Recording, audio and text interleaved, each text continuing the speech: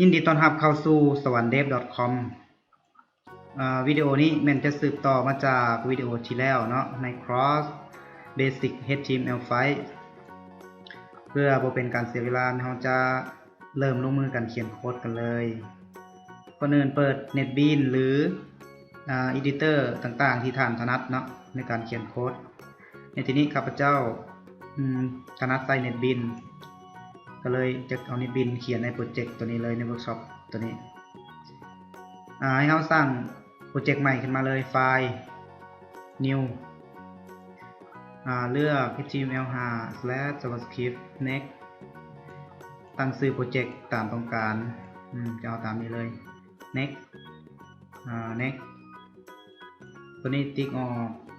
finish NetBeans มันจะ generate โค้ดของไฟล์ index.html มาให้เราอัตโนมัติเนาะเป็นความฉลาดของ IDE ในส่วนตัวนี้เป็นส่วนของคอมเมนต์เราสามารถลบออกได้ในส่วนเทิงที่เห็นตัวนี้ก็คือ doctype doctype html ตัวนี้ก็คือเป็นการประกาศว่าเอกสารหน้านี้หรือไฟล์นี้เป็นของ html5 นะและนี่ก็คือโครงสร้างของ html5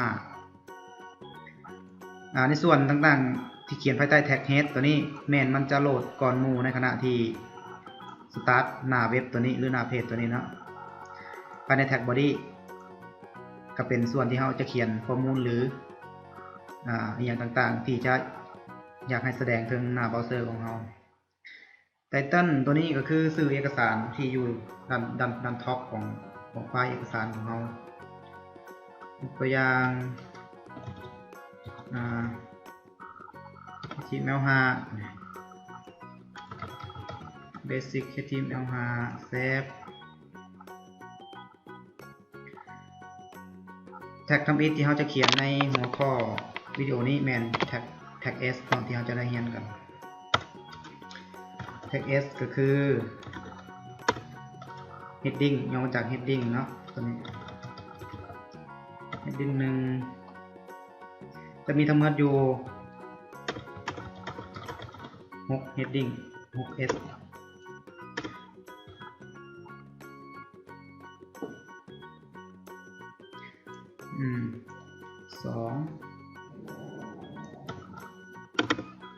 heading 2 heading 3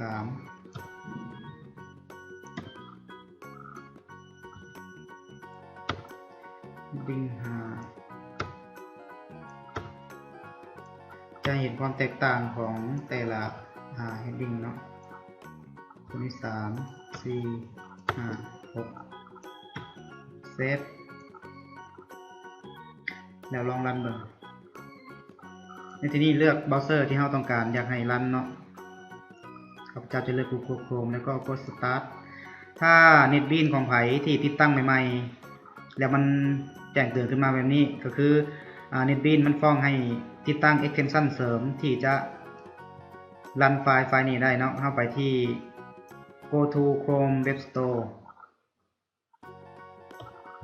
แล้วให้เราคลิกที่ Add to Chrome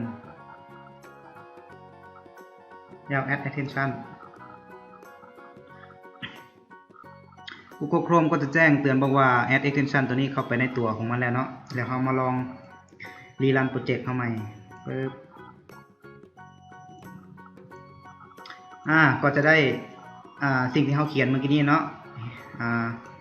ก็คือตัวนี้ S1 หา S6 ก็คือเป็นแท็กที่ใช้สำหรับเขียนหัวข้อตามต้องการถ้าเราต้องการใหญ่ๆแน่ก็คือ S1 S2 S3 ลงไปตามลำดับเนาะตัวนี้เป็นจะเป็นตัวที่ HTML5 มันให้มาเลยตัวนี้นะสำหรับในหัวข้อการนำใช้แท็ก S ก็มีเพียงเท่านี้เนาะเดี๋ยวเราจะมาเรียนกันต่อในวิดีโอต่อไป